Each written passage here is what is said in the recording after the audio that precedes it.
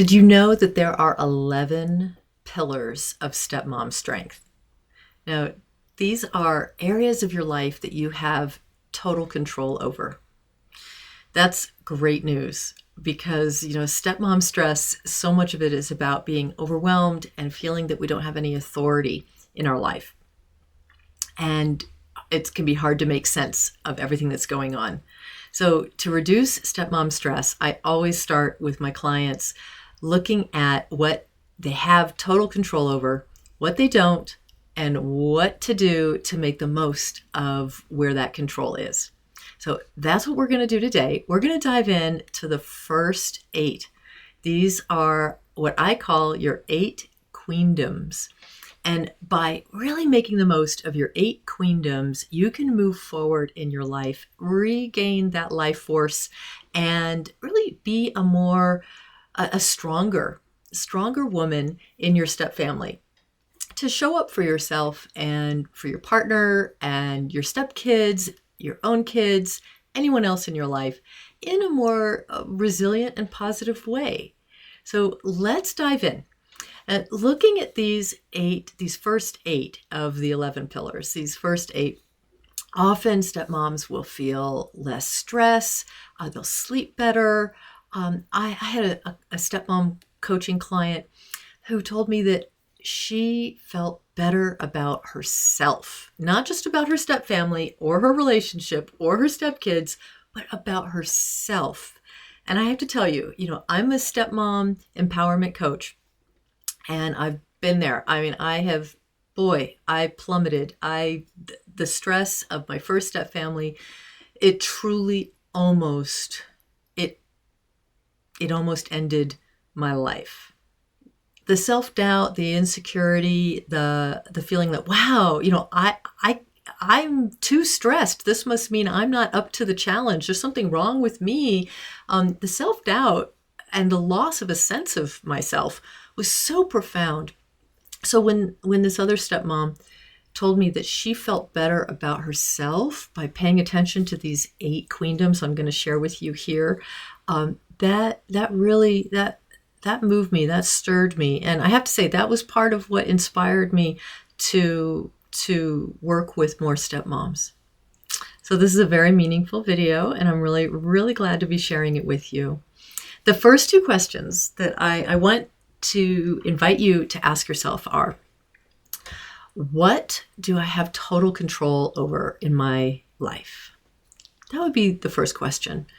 And, that's different than what do I feel like I have total control over in my life? Sometimes we can feel like we don't have control, but we actually do. So there's some soul searching there. Like, how much power are we giving away that we really don't need to be giving away? So that's the first question. And you're going to uncover these 11 pillars of strength just by answering that question. But I'm going to save you a lot of time by just telling you what they are.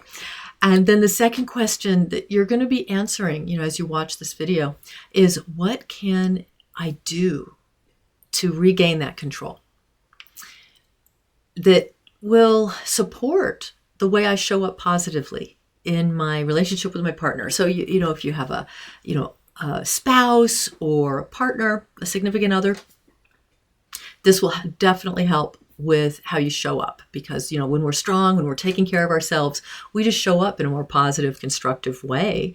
We're not putting so much on the other person. So I'm really excited to share this with you. There's also a tool that I created around these 8 queendoms, and it's linked. It's linked here in the pinned comment, and I'll put a QR code on the screen for you too. All right, let's dive in. We're going to start with the first 2 domains, and we'll just keep working our way till we get to all 8.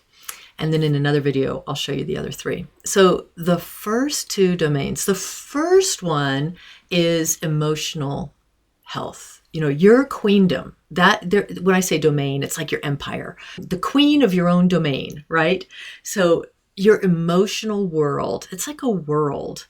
We have all these thoughts, all these feelings, and all these things we tell ourselves. It creates this world inside of us. I think of that as a queendom. You have a throne? And are you sitting on that throne? Or have you put someone else in that throne? Our emotional life tends to be like a biofeedback for us about whether or not we're sitting in that throne or we've put somebody else in that throne. And I definitely learned that the hard way. My first step parenting gig was about 6 years, full-time, 3 kids and step kids. One was full-time, 2 were part-time, 2 different bio moms, really absent father. And when he was there, it was usually stressful with the stepdaughter who was with us full-time. And she was going through a lot. And she was 6 years old when I started, 8 years old when I started. And emotionally, I didn't have the rulership of my emotional world. That was 2 bio moms, 3 stepkids, 1 partner, and me. And it was all of their emotions that I was reacting to, their inner worlds that I was reacting to. I lost track of my own. And that took a serious toll. I actually stopped recognizing myself in the mirror. When you make your own emotions your priority and you tune into what they are and you take care of them through counseling with a step family sensitive counselor who's trained in all those dynamics, who won't shame you, who won't make it seem like you're wrong, who won't try to turn you into a bio mom with those stepkids. When you're with a really good counselor or a really good stepmom coach and you're doing other things to take care of your emotional life, maybe healing some past trauma, which I highly recommend working on that so that you're triggered less in your step family. That is your footing. That is your pivot point so that these other 8 domains we're going to talk about of your queendoms are going to kick into gear. So queendom number 1 is your emotional life. Queendom number 2. Queendom number 2 is your relationships. Now, there are social relationships, there are family relationships, there are work relationships, of course, your romantic relationships. We're navigating so many relationships. It's a lot. And when we're stepmoms, the dynamics around our relationships at home can be confusing. They can actually be a source of stress rather than a buffer to stress. Now, I don't want to just make it sound like it's only hard as a stepmom. It isn't. Frankly, nobody would succeed as a stepmom if that was the case. But it is often hard, right? It's often hard. Let's just face that. So outside relationships outside your stepfamily are what I'm talking about here. And your romantic relationship. So those 2 things, romance with your partner or trust. Doesn't even have to just be candlelit dinners or walks on the beach. Just trust, relationship that you're having with your partner that is the trust part of your relationship. Building that up, shoring that up. That happens inside the home, but it also happens outside the home, outside the stepfamily. And the same is true of our life outside of stepfamily. We have lots of other relationships that we could be leaning into. When you are experiencing stress, whether as a stepmom or not,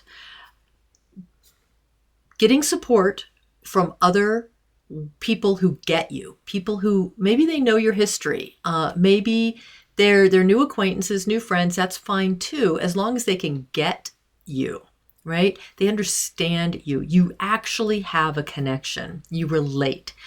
There is so much power built into our brains neurologically that we have when we tap into connection. So when you tap into interpersonal connection, real genuine connection with people you can call, people you can text, people who will be there for you, right? And who will get it. You won't have to explain yourself to them. They will get it, and you can have fun with them, and you can tell them some secrets, and you can laugh and be silly, or you can be serious and share your deep concerns, or have the thrill of doing projects with them, creative projects, go for hikes, whatever it is. When you share meaningful experiences with other human beings who you relate to, boy, your brain is going to fire some great chemicals, dopamine, serotonin, oxytocin.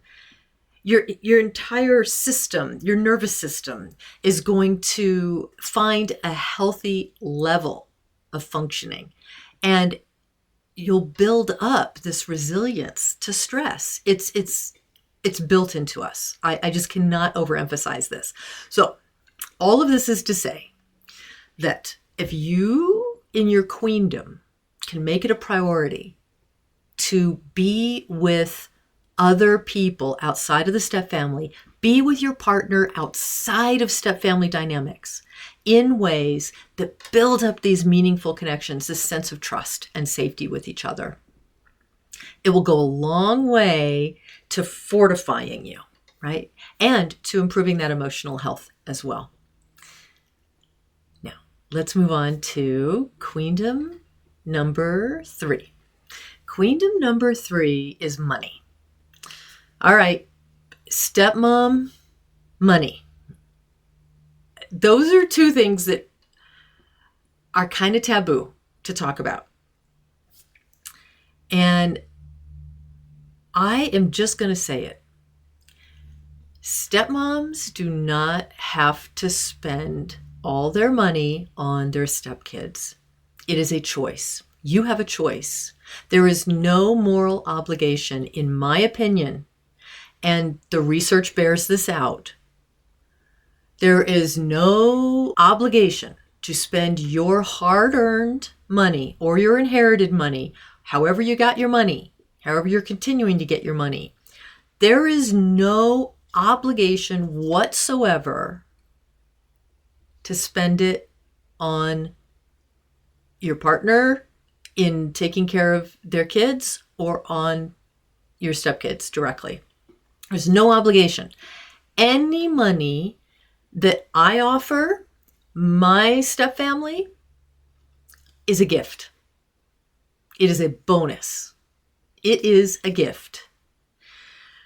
I am emphatic about this, and I encourage all of my clients to take this very seriously, from a woman who lost all of her money the first time step-parenting. All of it. I'm not going to say how much it was. It was too much. It was a house. You could buy a house with it. But what is money? When we think of it from a stress perspective and as a queendom, your money is your insurance policy and your freedom, right? This is such a big topic.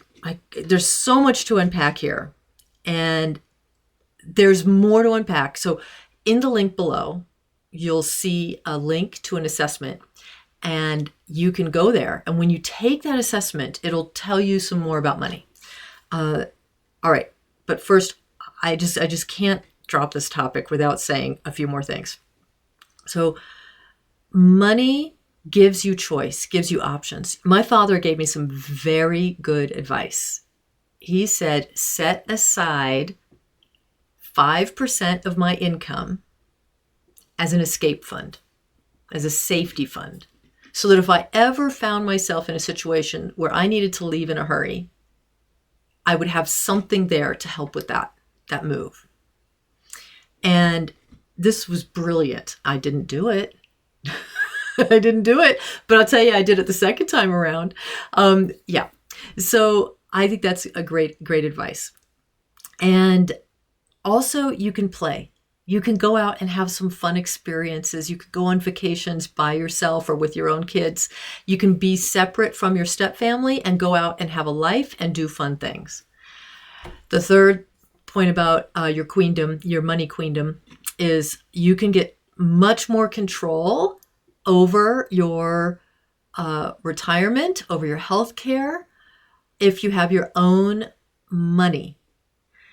Now, this is a sad statistic, and it is a big reality check. It is empowering, and I believe you need to know this, and I tell this to everyone, all the stepmoms that I meet and my stepmom clients, because it is an important fact. About 80% of stepmoms are not taken care of by their stepkids when they are widowed, or if they haven't been widowed, if they're ill and more than their partner needs to be taking care of them. And this is not about how close your relationship is with your stepkids. You could have a wonderful relationship. They already have one or two parents that they are going to need to take care of if they choose to. To add a third is a big ask, even if you have a positive relationship. So it's something to seriously consider. All right, so that is queendom number 3, your money, and you have control over where you spend it. A tip, because boy, money is sensitive. Wow, money is sensitive. The emotional resilience that a stepmom needs to have is profound for saying no to her partner, to anyone who is expecting her to fork over her money to pay for stepchildren. It's very, very different when someone asks without expecting you to say yes. You can be incredibly generous. You can spend as much money as you want on your stepkids. I am not here to tell you don't.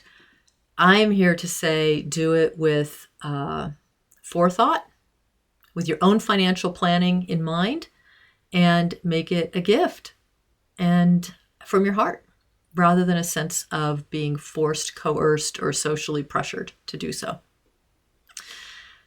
That is queendom number 3. Now,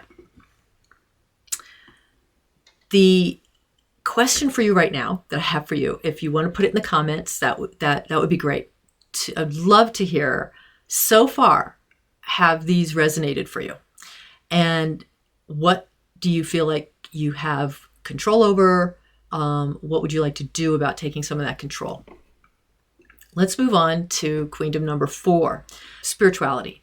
So spirituality, I think, is pretty cool because, when our emotional health, our financial health, our social health are dwindling, spirituality can kick in. And now for me, spirituality is front and center. It's there. It's really hard for me to even turn it off. But for other stepmoms that I've worked with, spirituality is something to more intentionally cultivate or bring up or call forth. And what do I mean by spirituality? So spirituality is that sense of something greater than yourself that is holding a safe space for you, that's looking out for you. It has a plan. When I say it doesn't have to be God or goddess or a being of any kind that is thinking and has thoughts. And it doesn't have to be, although for many it is, right? But it doesn't have to be. The sense of something greater than ourselves can include nature. It can include mystery. It could include even coincidence that seems almost divinely orchestrated coincidences. Tuning into these things, listening into your life for the sense that something is greater than you, that has your back. Now, one of the ways that you could do this is by just taking a few minutes every day, every other day, going out and standing with a tree. Touch that tree, hug that tree, talk to that tree. Go for a walk and listen to the wind. Feel your feet touching the ground, like even through your shoes. hear the sounds, and it'll remind you that you are part of something bigger. There's something bigger. And that is incredibly powerful. It helps us put things in perspective. There was actually a study on going to the woods and crying. So beautiful. Somebody devoted their PhD work to this. How much that helps to go into the woods and cry. And people have found that very, very helpful. The woods don't judge you. A park doesn't judge you. And you can just cry and cry and cry. And in that, or scream and yell, or just talk, blah, blah, blah, blah, blah, to nature. And your body, your nervous system will start to work things through better. Maybe even think more clearly. Wouldn't that be great? Your spiritual life is a queendom. Nurture it. Own it. Let it kick in when emotionally or financially or socially, those just aren't giving you the buoy you need, right? Let it be there all the time so that, let's get concrete. So, for example, sitting at the dinner table has been a really hard part of my stepfamily life for 25 years. I have many strategies and tricks that, I teach, but one of the main ones that helps me is to feel that I'm not sitting there alone. Even though I'm being not paid attention to, the focus is on their dad, which is fine. It's totally healthy and normal, but it can be triggering for me. So when I remember that I'm held and I'm actually with spirit, boy, it just takes an edge off. So anyway, that's an example. Queendom number 5. Queendom number 5 is your physical health. So we covered your emotional health earlier. Physical health is going to improve as all these other queendoms improve and get stronger. And your physical health is something you can also very consciously go after, right? You can really take control over your physical health by stopping emotional eating. Replace it with something else. Maybe replace emotional eating, with something else that gives you a sense of security and comfort that isn't going to damage your emotional health. Your physical health. So, for example, I had a weighted blanket for a while. And when I felt the urge to, stuff in whatever the theme was of the time, could have been Oreos, ice cream, I forget some of the other comfort foods, I would put the weighted blanket on me instead on the couch. And that actually helped. So you'll find something to substitute. Physical, getting out for a walk, leaving that dinner table and excusing yourself politely and washing up the dishes and saying, I'm going to go for a walk now, an after meal walk, just make it normal and go for a walk. How you sleep, how you eat, how you move. Sleep, eat, move. Sleep, eat, move. Those 3 things will help your cells to repair, shed some of those stress toxins, and to rejuvenate and give you more energy for problem solving, give you more energy for coping, give you more energy for taking initiative and going and doing some really healthy things in your life. So physical health is fantastic. It's also great role modeling for all the kids. All right. Queendom number 6. Queendom number 6 is how you are showing up in the world through work or volunteering, perhaps sitting on some boards, mentoring. How are you connecting to purpose outside of the home, right? That's a big one. And I really want to be sure to acknowledge this.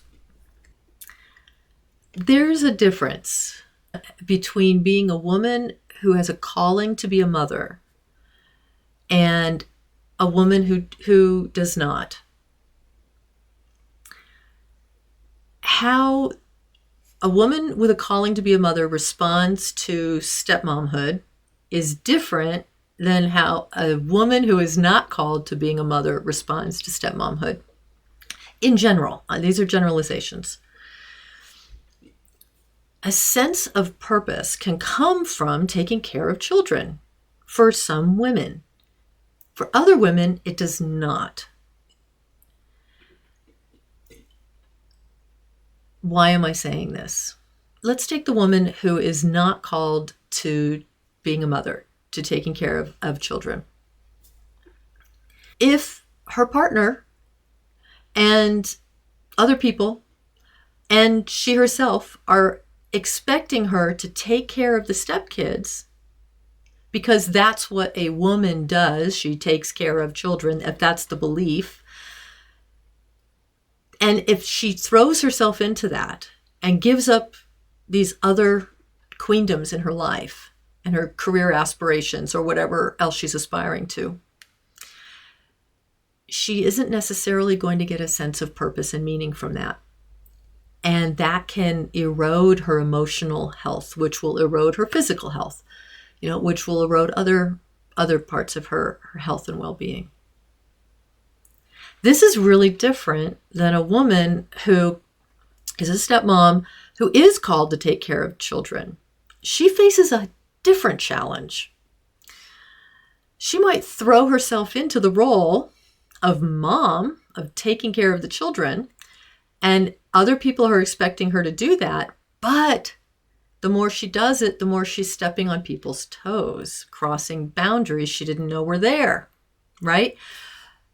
The bio mom is taking care of the children in ways that she doesn't agree with, and she isn't detached enough to be able to tolerate that, right? And she's involving herself, and they're making all the rules. That is very common. Now, of course, there's a third option, which is, a woman, and you could be this woman, a woman who becomes very involved in the stepkids' lives, and co-parenting is going well, and things are going pretty smoothly, and the stress is coming from something else, from some other part of step parenting. For our purposes here, I want to address how this sense of purpose in the world, the sense of being active in the world in a way that's meaningful and purposeful and living one's purpose in life, is really, really, really important to find a way to tap into that, even if it seems unwomanly to do so outside of stepfamily. Even if the biological urge is really, really strong to parent your stepkids. Either way, it's very important to get balance and find another outlet for purpose and meaning to feed and nourish yourself and not put so much strain on the stepfamily system. Now, that is based in research, based in what I've seen with clients, based on what I've lived, based on what you can read.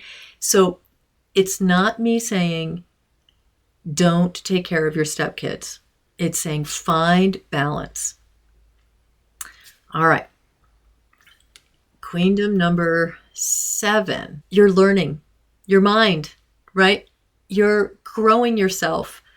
You're trying new things. You're being freed up to go and have a schedule, have a routine that works for you. If you have children of your own, this is really, really important.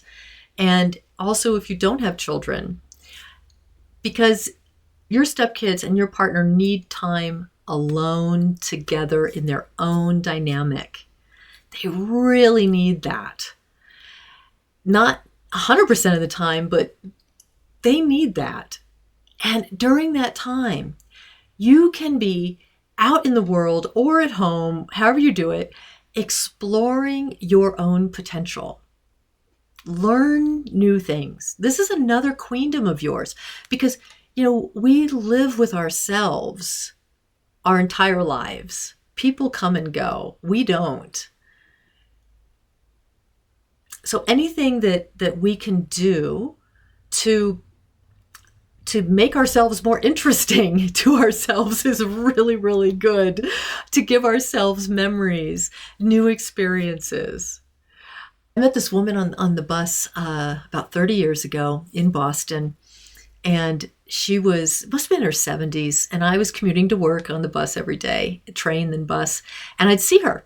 And we struck up a relationship, an acquaintanceship, and she was taking classes at the university. So that's why she was taking the bus. She was getting on and off her classes. And I asked her why. And she said exactly what I just told you. She said, basically, she said she was with herself her whole life and she needed to keep it interesting. That was great.